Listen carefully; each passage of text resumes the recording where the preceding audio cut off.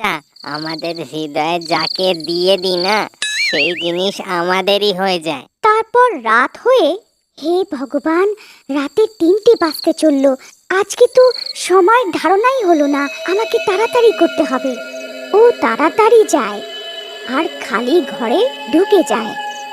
কিন্তু ওই দিন তাড়াতাড়িতে ও দরজা তালা দিতেই ভুলে যায় আর দরজা খোলা রয়ে যায়।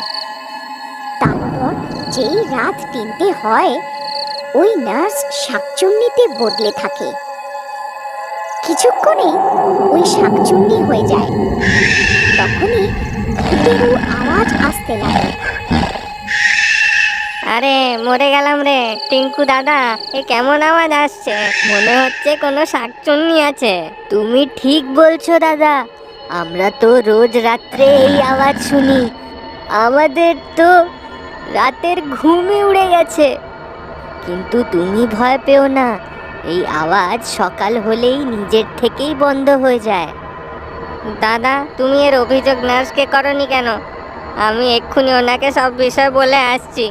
আরে দাদা, তোমার মাথা খারাপ হয়ে যায়নি তো?